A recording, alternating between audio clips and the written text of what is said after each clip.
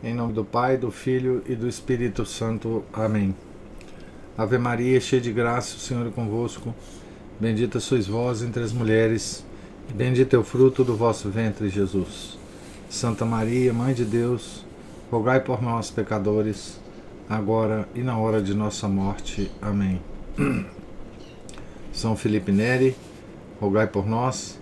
Nossa Senhora de Fátima, rogai por nós. Em nome do Pai, do Filho e do Espírito Santo. Amém. Então, bom dia a todos. Nós estamos aqui na página 48 da biografia de Santa Bernadette, escrita pelo padre Francis Trochu.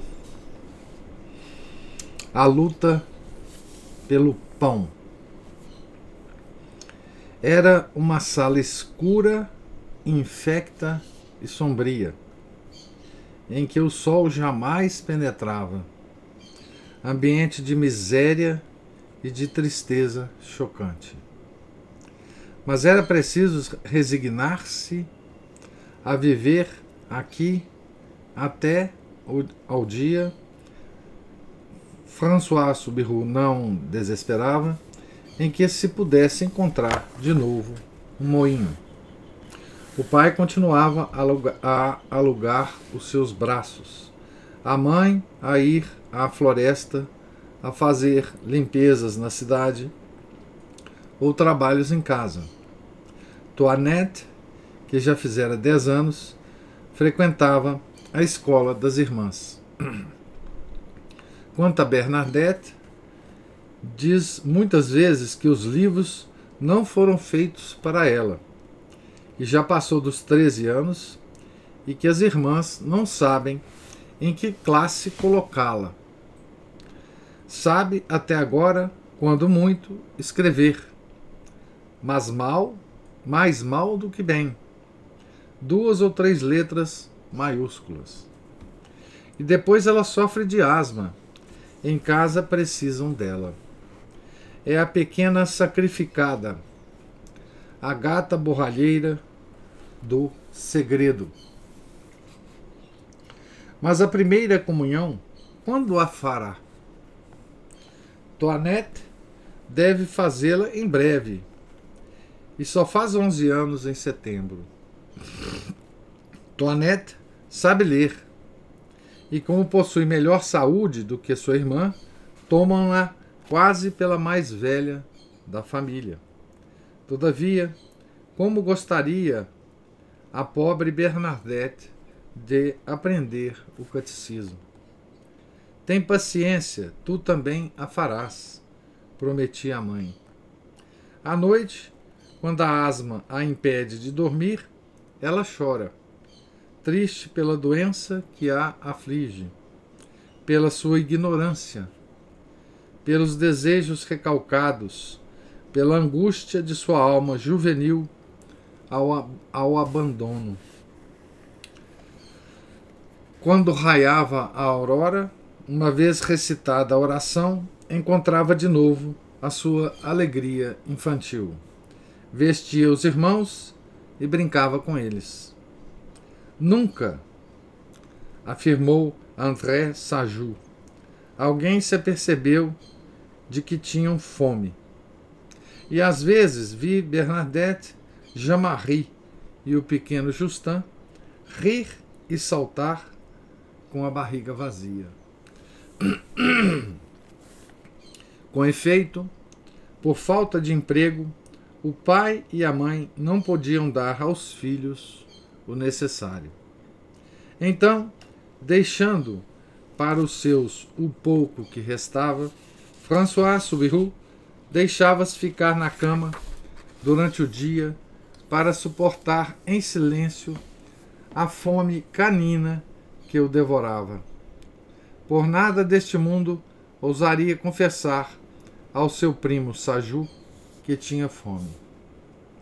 O pão que os Subiru devoravam, quando o havia, era o pão dos pobres. A pá de miló, feito de massa de milho. Mas fazia mal ao estômago de Bernadette. A mãe arranjava para ela pão de trigo, algum açúcar e uma gota de vinho. Mais tarde, quando ela adoecer gravemente em Nevers, a enfermeira pedirá para ela uma alimentação mais apetitosa. A mãe dava-lhe galinha todos os dias? Replicará irrefletidamente a cozinheira. Quando teve conhecimento dessa resposta, Bernadette, sem se poder conter, terá dito: não, mas o que minha mãe me dava-mo de boa vontade. Tinham ainda os presentes da alma. Bernadette repartia de boa vontade os doces de Bartre com a sua irmã e com os seus 2 irmãos. Mas a mãe especificara que o pão branco, ao qual Jean-Marie e Toinette lançavam olhares cobiçosos, seria somente para ela. No entanto, nem sempre lhes foi possível obedecer aos conselhos maternos. No segredo, que era o nome que se dava naquele cortiço onde eles moravam, né? Não havia horas estabelecidas nem lugar apropriado para as refeições. Uma amiga de Bernadette, Jeanne Abadie, que morava na rua do Burgo, vinha frequentemente visitá-la. Quantas vezes, conta Jeanne, encontrei Bernadette comendo a sua pobre tigela de sopa sobre a laje da janela, diante daquela muralha e daquela estrumeira. Um dia aconteceu que Jean-Marie e Toinette, por meio de ataques bruscos, conseguiram apoderar-se do bocado de pão branco colocado ao lado da tigela. Segundo afirma Toinette, Bernadette não disse nada e não se queixou aos pais quando estes regressaram do trabalho.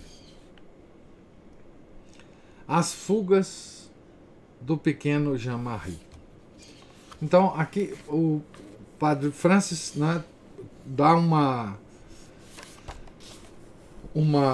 descrição, né, da vida da Bernadette nessa época. Note que nós estamos nos aproximando da primeira aparição, né, para se ter ideia de como é que era a vida da família, né?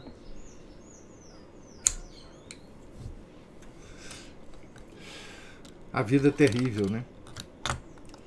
As fugas do pequeno Jean-Marie. De vez em quando, Jean-Marie, com 6 anos de idade, taciturno e desobediente, escapava à vigilância das irmãs para ir vaguear, segundo a expressão de Toinette. Uma dessas fugas revelou um dia a uma alma caridosa de Lourdes, Mademoiselle Emmanuelite Estrade, irmã mais nova de um fiscal. A que ponto a fome podia atormentar alguns indigentes da cidade? Vamos à descrição aqui da Mademoiselle Emmanuelite. Um dia, conta ela, fazia eu as minhas orações às 2 da tarde, diante do altar de Nossa Senhora, na igreja de Lourdes, julgando-me só, quando ouvi um rumor de cadeiras. Voltei-me e vi uma criança de 5 ou 6 anos mal vestida. A sua figura era encantadora, mas muito raquítica. Era evidente que a criança era mal alimentada. Recomecei as minhas orações e o pequeno continuou com seus manejos. Impus-lhe silêncio, com um shh seco. O garoto obedeceu, mas por mais precauções que tomasse, para não fazer barulho, não o conseguiu. Olhei-o então atentamente e notei que se inclinava, raspava o chão e em seguida levava a mão à boca. O que estaria ele a comer? A cera que caíra dos círios durante um serviço fúnebre. Estás comendo cera? Perguntei-lhe. Fez-me sinal que sim. Tens fome? Gostarias mais de comer outra coisa? Muitos acenos de cabeça responderam mais uma vez que sim. Saí imediatamente da igreja com a pobre criança que se tornara minha amiga. Depois disso, veio durante muito tempo visitar-nos a título de pensionista. No entanto, nunca o consegui fazer entrar em casa. Teimava em ficar no degrau da escada que lhe servia de mesa. Esse era o irmão da Bernadette. As meias de Mademoiselle Jacomet. Nunca nem o Sr. Estrade nem a sua irmã conseguiram que ele dissesse onde habitava ou como se chamava. Louise Soubirous gostava do asseio, mas não podia ter tanto quanto desejava. À noite, à luz de uma miserável candeia de resina, ela e Bernadette esforçavam-se por consertar as roupas das crianças. Estavam ficando cada vez mais puídas, e a mãe pensava com um estremecimento que não podia substituí-las, mas ocultou sempre a sua angústia. Num dia invernoso de 1857, Bernadette saiu, levando pela mão o seu irmão mais novo, então com 2 anos. O pequeno tinha os pés nus dentro de seus pequenos tamancos. Passou por eles uma senhora, acompanhada da filha. Era Madame Irma Jacomet, esposa do comissário de polícia, que passeava a sua Armanda. Jacomet, o comissário de polícia, que vai ter uma participação nessa história aqui, também é personagem daquele outro livro sobre Santa Bernadette, né, a Canção de Bernadette. A Armanda, que tinha 5 anos e meio, recebia suas primeiras lições de tricô das irmãs do hospital.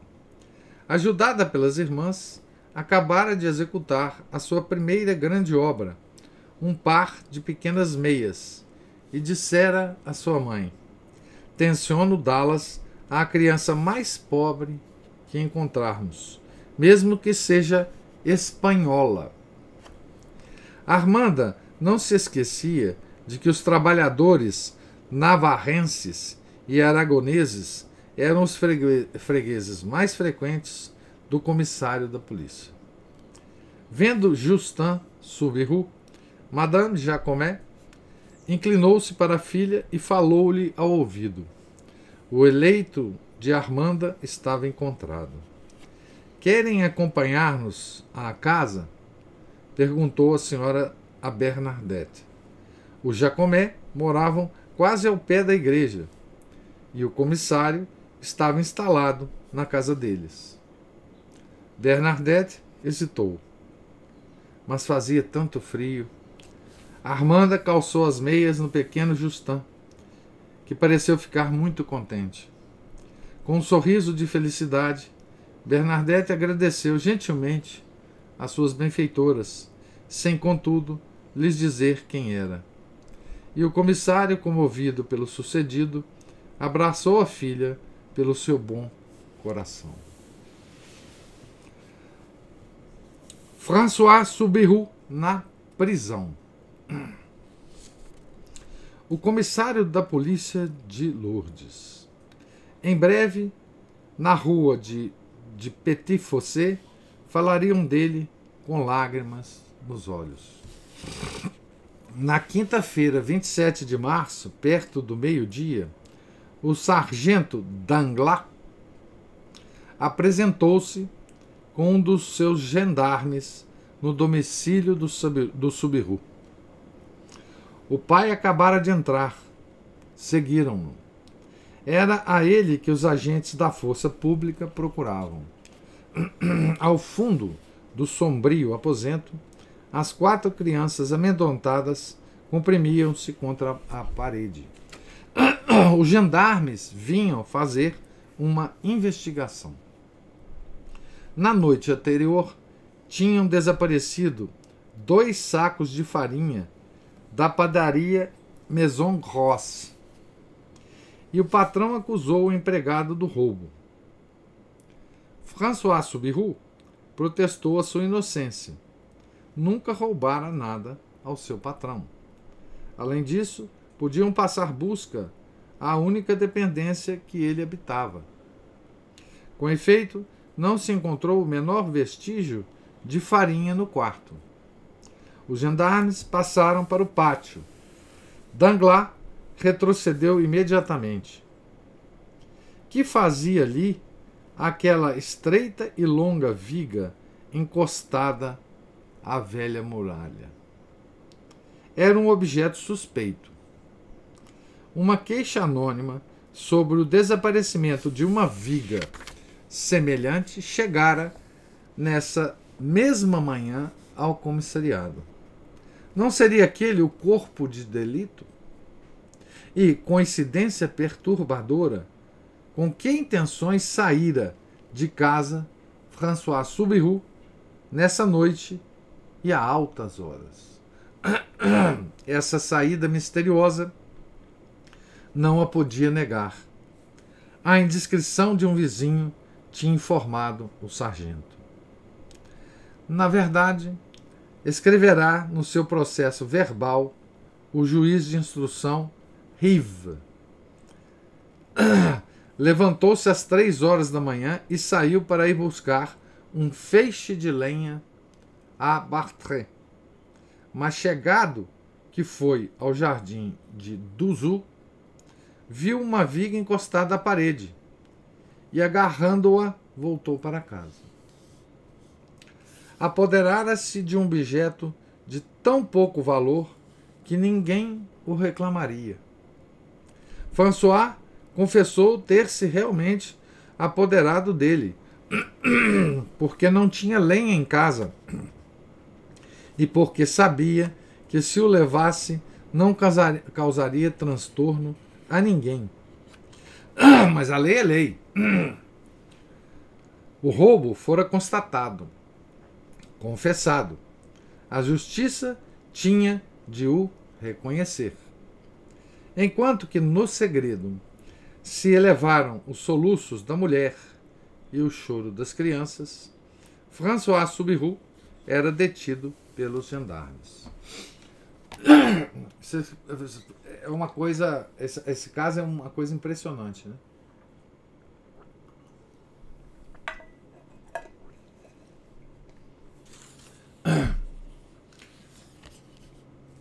Compareceu sucessivamente perante o comissário da polícia Jacomé e o juiz de instrução Rive.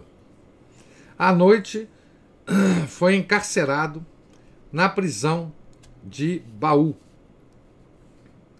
O corpo de delito fora depositado provisoriamente no pátio da administração, que era aquele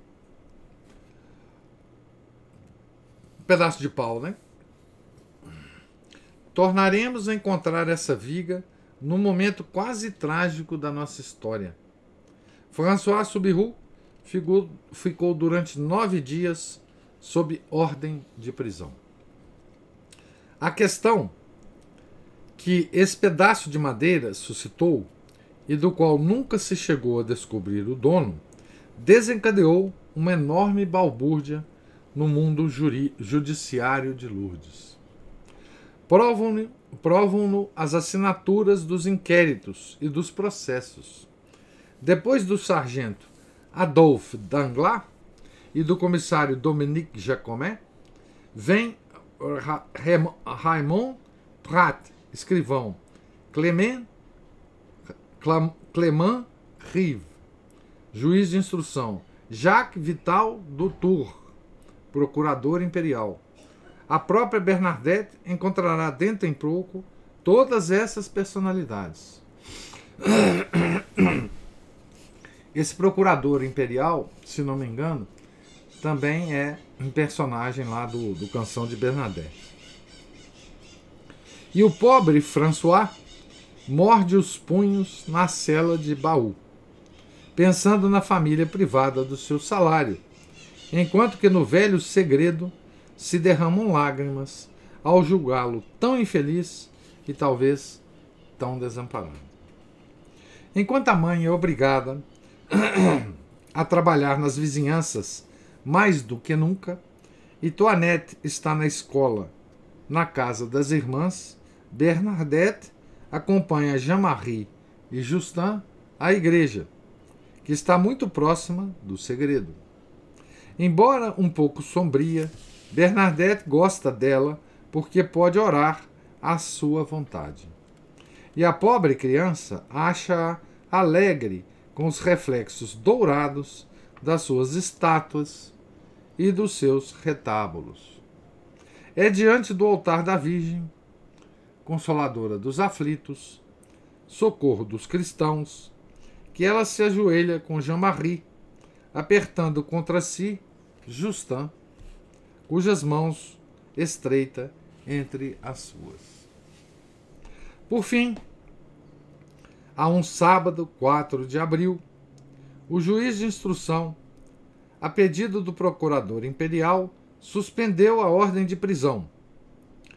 François saiu em liberdade. Aqui na nota 47 está o despacho, né, do procurador imperial, suspendendo a prisão. Né? Cristãos, apesar de tudo. Ao abraçá-lo, Louise não teve uma palavra de censura.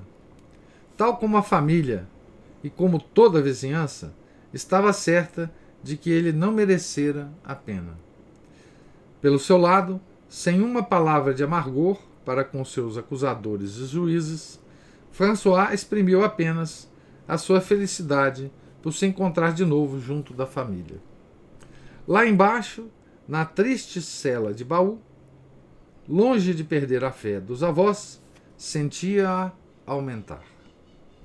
Nesse sábado à noite, diante da chaminé do Segredo, onde estavam suspensos um Cristo e um rosário, encontrara novamente o seu lugar habitual, atrás das crianças, para a tradicional oração da noite, que a mãe dizia em voz alta, alternando com seus Pai Nosso, Ave Maria e Credo.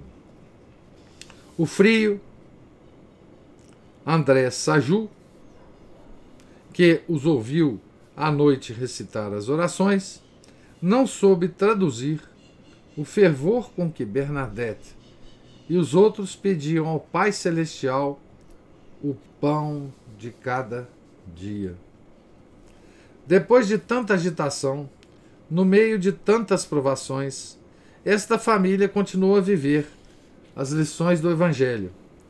A resignação mantém a paz. O amor cimenta os corações. Nunca houve um mal-entendido entre François e Louise. Nunca ouvi uma palavra ofensiva entre eles, nem entre as crianças e os pais. E estes, se bem que repreendessem severamente os filhos, como é costume entre o povo, não os maltratavam. Isso é tudo informações do processo de beatificação e canonização de Santa Bernadette, que o padre consulta e vai aos poucos citando aqui ao longo da obra, né? A comunhão espiritual de Bernadette. Por que razão, então, consentiam estes cristãos praticantes que a sua filha, que já fizera 13 anos, não tivesse ainda feito a primeira comunhão?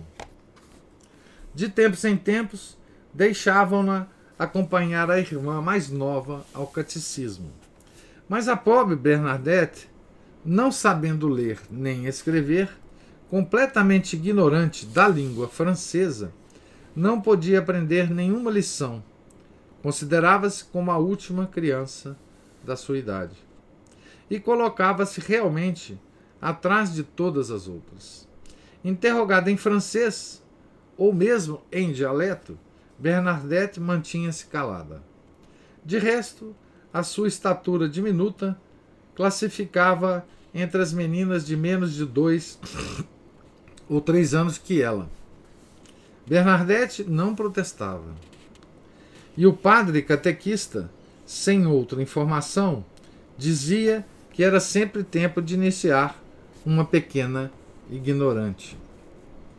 Na festa de Corpus Christi, domingo, 14 de junho, as comungantes atravessaram as ruas em procissão.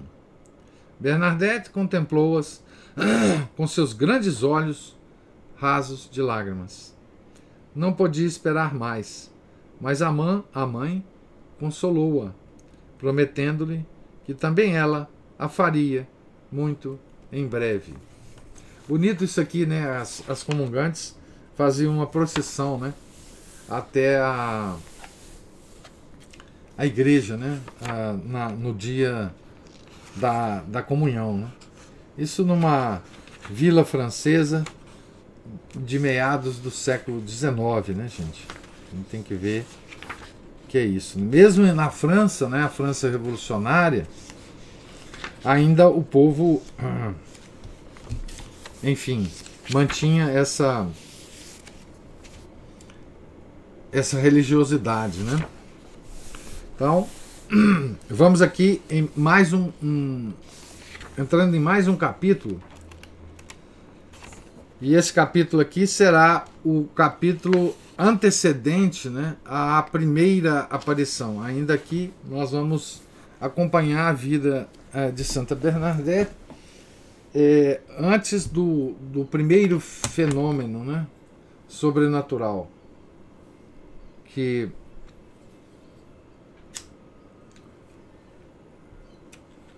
vai acontecer com Bernadette, né? Os Lag Aravant. Os Lag tinham continuado as boas relações com o Subiru. E Louise pensou que em Bartre a sua Bernadette encontraria mais facilidades do que em Lourdes para frequentar a escola e a catequese. A ama aceitou a proposta de bom grado e tomou-a desta vez como segunda criada, sem ordenado, é certo. Tomou-a simplesmente por amizade. Entre as horas da escola e da catequese, Bernadette tomaria conta dos 5 filhos do casal Lag. Denis, ou Denis, né? Garoto de 11 anos. Joseph, uma menina de 9 anos. Jean, de 7 anos. Justine, de 4 anos e meio. E, finalmente, Jean-Marie, um menino de 2 anos. Aqui tem a explicação da família Lag Aravan, né? Na nota. Os Lag Aravan tiveram 8 filhos. O mais velho, Jean-Marie, morreu em 1844. Denis nascera a 1º de dezembro de 1846. O segundo, Jean-Marie, 10 de novembro de 1855. Aqui as informações do registro paroquial de Bartre, né? A criada dos Lag, Jean-Marie Garrou, veio buscá-la a Lourdes nos fins de junho de 1857. Abre aspas, não teve que fazer grandes malas, diz Jean-Marie, narrando as suas memórias. E mais do que uma vez, durante a sua estadia em Bartre, emprestei-lhe a minha roupa, enquanto ela lavava a sua. Ao longo, isso também está num inquérito de beatificação ou canonização, né? Ao longo do caminho ondulante, Bernadette pensa, por breves instantes, que dessa vez não se afasta de Lourdes para gozar umas breves férias, mas para trabalhar. Pressente que vai viver em casa de patrões, que terão as suas exigências e que já não a tratarão como filha da casa. Mas ela é corajosa. O seu olhar puro ilumina-se. Numa curva da encosta, descobre, acima da folhagem, o pesado campanário coroado pela sua graciosa flecha. Não é nesta igreja que talvez, dentro em breve... Jeanne-Marie Garrot, comovida, inclina-se um pouco para receber melhor a confidência. Bernadette na escola de catecismo do padre Ader e do professor Barbet. É chegado o momento de travarmos mais amplo conhecimento com essa família Lag-Aravan. E não temos mais que confrontar as testemunhas bem informadas, especialmente Jean Barbet, professor de instrução primária em Barthez, no período em que aí residiu Bernadette.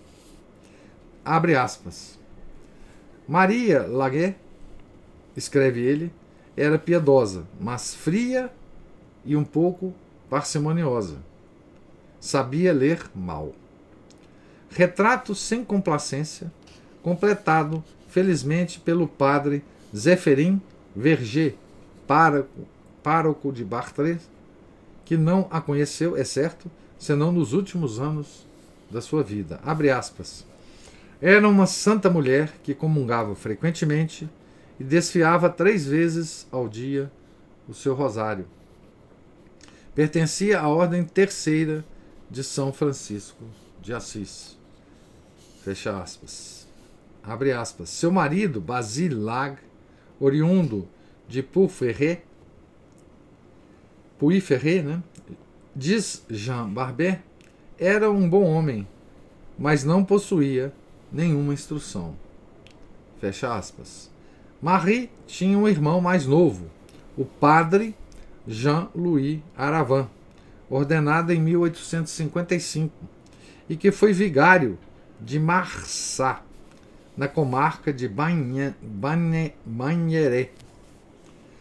A residência dos Lague, situada, ou Lague, não sei como é que fala isso aqui, situada à entrada da aldeia, perto de um regato, era uma casa de campo, onde a Bernadette passaria um tempo, né? Aqui um relato, né? Compunha-se então de 2 grandes divisões separadas por um corredor. Uma servia de cozinha e tinha 2 leitos. A outra era um quarto de dormir com 3 camas. Uma terceira divisão, muito pequena, estava destinada à criada. Havia nas 2 grandes divisões uma ampla lareira, camas asseadas, meadas de lã e de linho, suspensas das vigas. Algumas estatuetas de santos, um crucifixo sobre a chaminé, uma pia de água benta emoldurada por um rosário e contendo um ramo benzido junto de cada cama, alguns livros de orações, algumas imagens e alfarrábios, resto da biblioteca de um defunto padre, que ninguém abria. O trabalho era a palavra de ordem nessa família, que possuía um grande rebanho de carneiros, belas vacas e extensos campos, um pouco dispersos. Nas noites de inverno, os homens malhavam o milho e reparavam as alfaias. As mulheres fiavam, faziam malha ou remendavam. Quando o serão terminava, fazia-se a oração da noite em comum, no dialeto da região, e procurava então um repouso bem merecido. Esse é o relato. Foi um acaso providencial que Bernadette fosse conduzida ao seio dessa boa gente por uma longa estadia. As tarefas que eles lhe vão confiar obrigá-la-ão a viver horas de grande isolamento, e é na solidão que Deus fala ao coração. Marie Laguet não se esquecera de a apresentar ao pároco interino, Ader, para ele a inscrever na catequese. Ader natural de Vicambigor, era um padre zeloso, instruído, de uma grande piedade. Amigo dos estudos sérios e das meditações profundas, levava a vida de um monge, tanto na igreja como no presbitério. Aparentemente estava mal talhado para aquela população rural. De resto, o seu coração estava dividido. Para além do horizonte da sua paróquia, ele divisava, entre outras folhagens, um outro campanário mais simples, mais gracioso, sobre a cerca austera de um claustro. Quando Bernadette chegou a Barthet, nesse verão de 1857, o padre Ader, que só estava na paróquia desde março de 1855, obteve de Monsenhor Laurence, bispo de Tarbes, uma autorização para entrar no mosteiro. Ensinava o catecismo ao domingo e 2 vezes durante a semana. Na igreja, o professor Jean Barbet cuidava dos seus alunos. Atrás destes estava a professora, porque, ao contrário de muitas aldeias dos Pirineus, Barthet tinha a vantagem de possuir uma efetiva. Os rapazes e as moças não constituíam 2 grupos muito numerosos, pois a povoação contava apenas 250 habitantes. Jean Barbet conhecia todo esse pequeno mundo e reparou imediatamente na jovem de Lourdes, que se colocava atrás de todas. Nas primeiras semanas, observou que ela assistia regularmente às aulas de catecismo, em companhia das crianças da aldeia e das dos lugares de Sul e de Range, anexos à freguesia. Um dia, o jovem professor pôde avaliar por si próprio a capacidade intelectual de Bernadette. Cansado, o padre Ader tinha pedido ao seu amigo Barbet para o substituir junto das crianças. Este, muito simples, contou, apoiando-se no texto, algumas histórias curiosas e depois fez falar os rapazes e as moças no seu dialeto, Bernadette como as outras. A pequena Subiru foi depois tema de discussão entre o professor e o padre.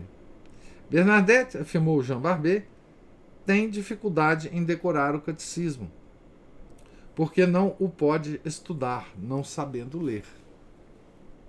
Mas tem bastante cuidado em aprender o sentido das explicações. De resto, ela é muito atenta e, sobretudo, muito piedosa e modesta. Isso é um testemunho, né, desse professor. Foi talvez no decorrer desta conversa que o padre Ader expôs as suas impressões sobre Bernadette. Abre aspas. Afirmo-vos que muitas vezes, quando a vejo, penso nas crianças da Salette. Se a Virgem apareceu a Melanie e a Maximin, foi certamente porque eles deviam ser bons, simples e piedosos como ela. Veja que coisa interessante, né? La Salette estava muito recente, né? E o padre já... Isso está registrado, né? Essa impressão do padre.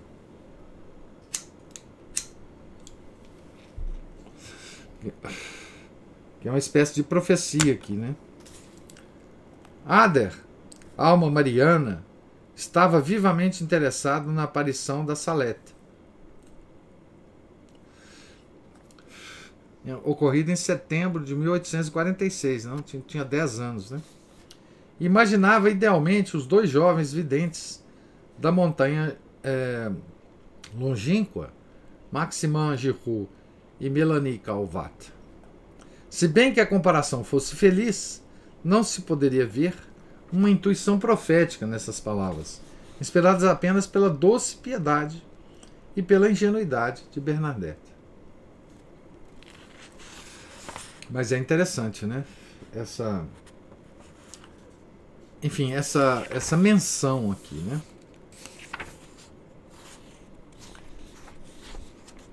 Bom, eu vou entrar aqui num item mais longo, mas eu vou tentar acabar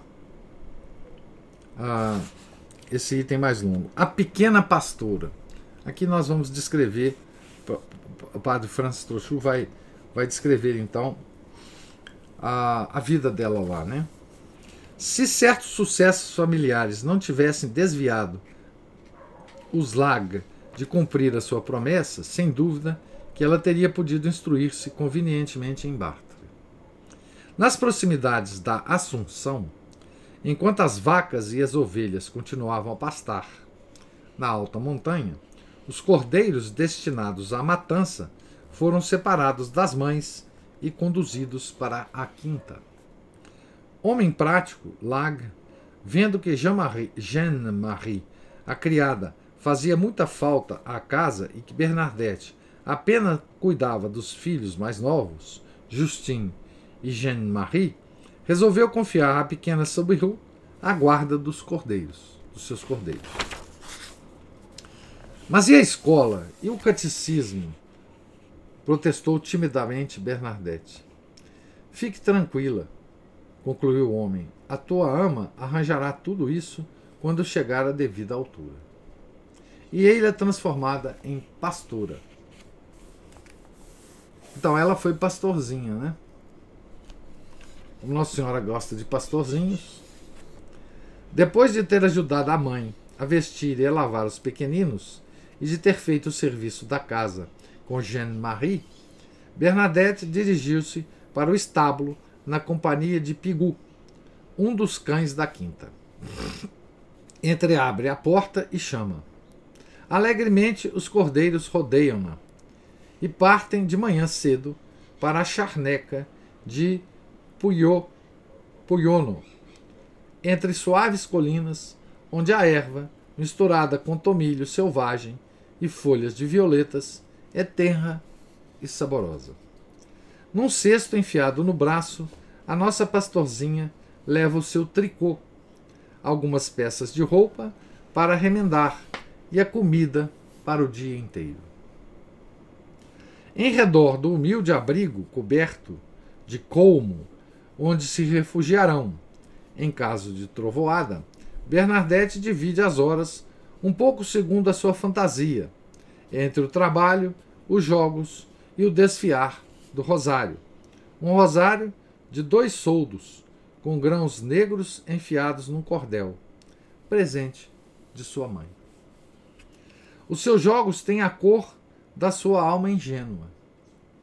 No catecismo e durante os serviços religiosos do domingo, porque ela assiste fielmente nos bancos dos Lag, a missa solene e as vésperas, ela nunca passou sem olhar muitas vezes para uma imagem de Nossa Senhora completamente rodeada de flores.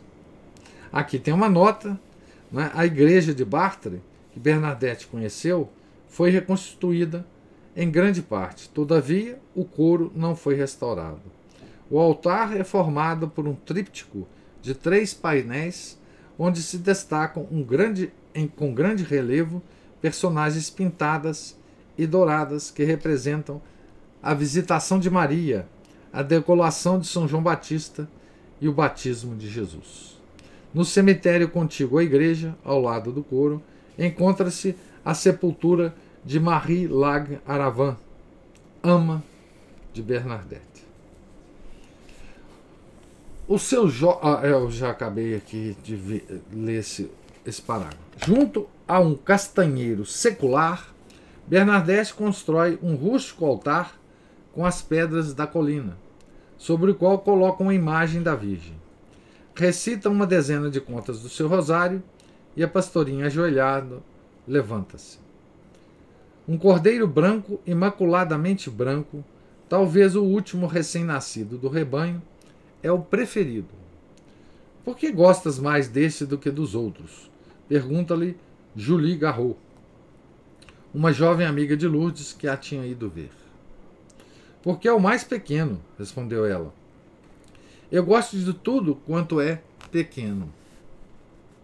Bernadette chama-o e o cordeiro ergue-se, estendendo o pescoço. Dá-lhe uma manada de erva escolhida, pão polvilhado de sal e afasta-o de novo com uma carícia. Mas o cordeiro brincalhão começa aos saltos. De cabeça baixa, lança-se contra um montículo de pedras e destrói o altar. Tudo tem de ser feito de novo. Bernadette confiou ainda à sua amiga de Lourdes que esse cordeiro, de ar tão inocente, cometia outras maldades. Quando, por exemplo, ela chamava o rebanho, o pequeno cordeiro branco tomava a dianteira, dava-lhe uma cabeçada e ela caía de joelhos. Ele afagava-te à sua maneira, explica Julie Garraud. Certamente, e eu recompenso, apesar de tudo, respondeu Bernadette. Nas encostas desse pequeno vale, reina todo dia um silêncio absoluto. Pigu raramente ladra. Pigu é o cachorro, né? E as mais das vezes dormita. Somente o sussurrar das grandes árvores, um zumbido de vespa à volta das flores, o pipilar das aves, o suave balir de um cordeiro quebram a serenidade. Bernadette está habituada a estes sons e por alguns momentos parece não os ouvir. Sentada na erva, a agulha de tricô, subitamente imobilizada, ela sonha. Tem um olhar fixo num ponto muito longínquo, para lá de Lourdes, nas montanhas Pirineicas, onde avista, quando sobe até o cimo do vale, muitos cumes cobertos de neve. O pico do Ger, os picos de Visco, de Gazost. Foi Deus quem fez tudo aquilo, diz ela.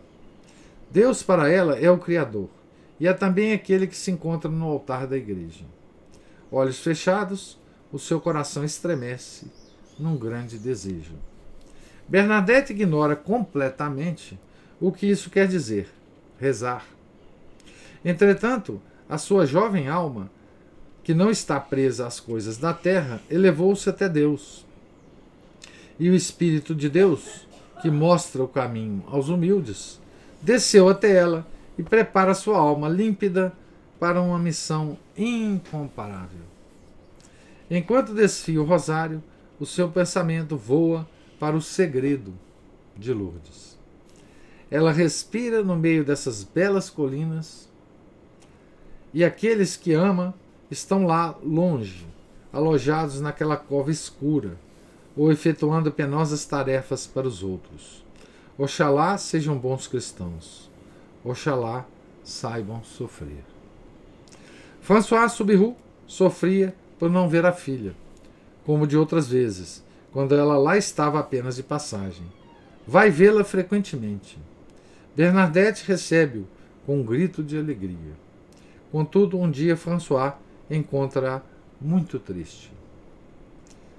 Quem fez mal à minha Bernadette? Pergunta ele contristado. Repara, papai, os meus cordeiros estão todos verdes nas costas. O pai procura manter-se sério. De fato, muitos cordeiros tinham sobre a crespa lã uma grande mancha verde, a marca do negociante, que sem que a pastorzinha soubesse, passara pelo redil no dia anterior. Mas François Subiru declara muito sério: tem as costas verdes porque comeram muita erva. E podem morrer? Talvez.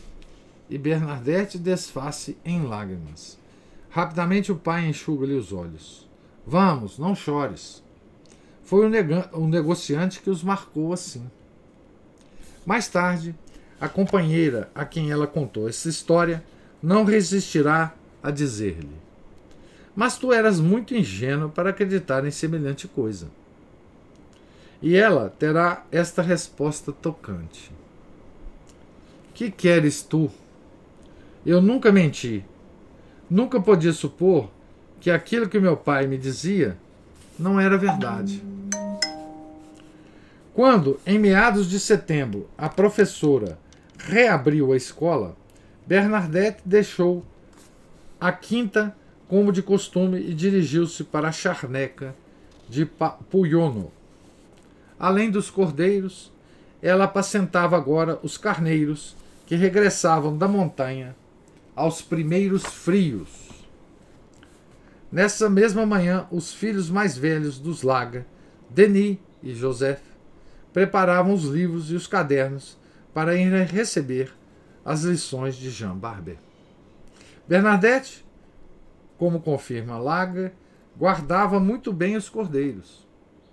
Foi precisamente por este motivo que ela não foi dispensada de seus serviços. O padre Jean-Louis Aravin, que viera passar alguns dias de férias entre os seus, declarou ao cunhado que ele não tratava a pequena Subiru como filha da casa. A censura comoveu-o, mas não por muito tempo. Depois da reabertura das aulas, só a mandará à escola forçada. Quando, por exemplo, o mau tempo retinha os animais no curral. Ia à escola de Bartre? Perguntará a Bernadette quando esta se aproximava já do fim, um pesquisador em busca de documentos. Ela responderá: ia apenas à casa da professora, onde não aprendi nada. Confessará, inclusive, só ter frequentado muito pouco o catecismo. O padre Ader, que tinha reparado nela pela sua piedade e candura, não se preocupava muito, ao que parece, por só haver assistir de vez em quando ao catecismo, por vezes nem aos domingos. Talvez essa menina fosse frequentemente a Lourdes ver a família. Se por vezes a encontrou na rua, segundo o testemunho do professor, nunca lhe dirigiu a palavra. Mais tarde, Bernadette não se lembrará do seu nome. Tê-la-ia confessado? Uma das suas companheiras de Bartre, pouco mais ou menos da sua idade, Jeanne-Marie Caudeban, dirá dela: nunca a vi no confessionário. Mesmo quando perguntarem a Bernadette: confessaste-te ao vigário de Bartre? Ela só responderá: não me lembro. De resto, o padre Ader deixou a freguesia nos primeiros dias de novembro e não foi logo substituído. Então, terminamos aqui a leitura de hoje e estamos, como vocês sabem, já devem ter sentido e estão ansiosos, começamos a nos aproximar, né, da primeira aparição, né? Ainda há poucos meses de distância aqui nas nossas datas, né? Nós ainda vamos descrever algumas coisas da vida da Bernadette, até que ela, então, no ano seguinte, aqui está na entrada do inverno, né? Nós estamos em setembro, outubro de 1857, né? Então nós estamos há praticamente 5 meses da primeira aparição, né? E vocês vão vendo que Bernadette nunca de fato teve a possibilidade de estudar, né? De fazer o catecismo, né? Porque quando ela tinha esperança de começar, a situação da família piorava. Agora, nessa família que a acolhia, ela também tinha esperança de começar a estudar, também não teve jeito, né? Por causa da condição que ela tinha que trabalhar, de pastorzinha, né? E vai assim até depois ela vai se instruir, obviamente, um pouco, né? Mas, enfim, o que vai acontecer na vida dela é uma coisa tão extraordinária que ela não vai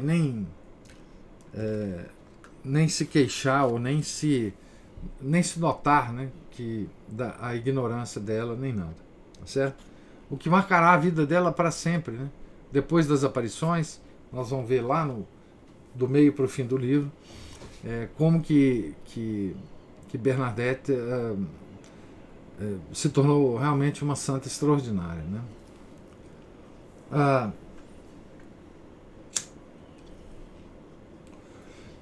Aline pergunta aqui: como conseguir esse desapego de tudo, ser sempre confiante? Pois é, né? Você vê que a Bernadette, a própria família, né? Ela era resignada, né? A palavra é isso, resignação. Né? Ela aceitava o que Deus dava para ela, né? Sem nenhuma... Era uma coisa tão natural para eles, né? Para Bernadette, né? Mandava ir para a escola, ela ia. Mandava para o catecismo, ela ia. Mandava ela para cuidar dos cordeiros, ela ia. Né? E tudo numa resignação absolutamente extraordinária, né? Ela estava de fato, ou eles, né? Estavam de fato na mão de Deus, né? Assim,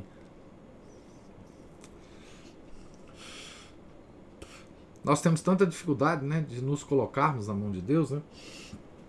Mas aqui a pobreza também, essa pobreza extrema, né, pela qual eles passaram, ensina muita coisa, né? Ensina que a gente não tem poder nenhum sobre as coisas, né? Que Deus dispõe, né? E para uma família tão pobre assim, né, a sensação de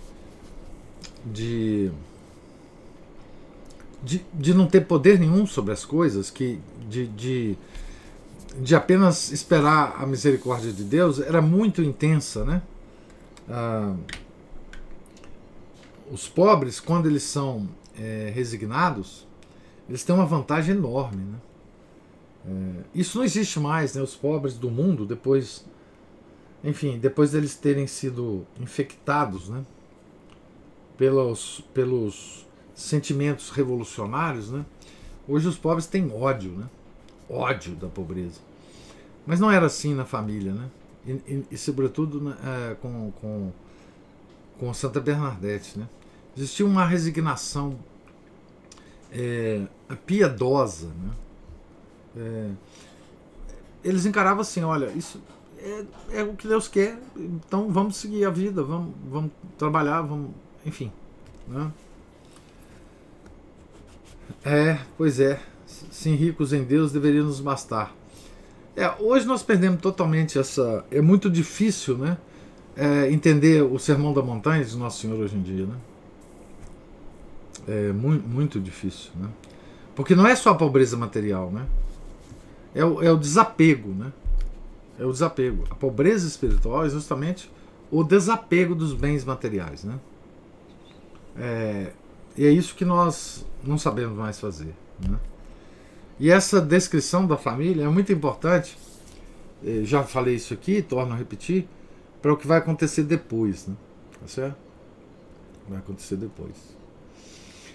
Então, pessoal, Deus lhes pague a paciência aqui. Nós voltamos na terça-feira, né? Segunda-feira é dia santo, importantíssimo, dia de Nossa Senhora, né? Vamos guardar então a segunda-feira, e na terça-feira nós voltamos, se Deus permitir, né? Tá certo? A leitura dessa biografia, né? Que é uma homenagem à Nossa Senhora, né? A leitura dela já é uma homenagem à nossa mãezinha do céu, certo? Em nome do Pai, do Filho e do Espírito Santo. Amém. Ave Maria, cheia de graça, o Senhor é convosco. Bendita sois vós entre as mulheres, e bendito é o fruto do vosso ventre, Jesus. Santa Maria, Mãe de Deus, rogai por nós, pecadores, agora e na hora de nossa morte. Amém. Santa Bernadette, rogai por nós. Nossa Senhora de Fátima, rogai por nós. São Felipe Neri, rogai por nós. Em nome do Pai, do Filho e do Espírito Santo. Amém. Eu já vi essa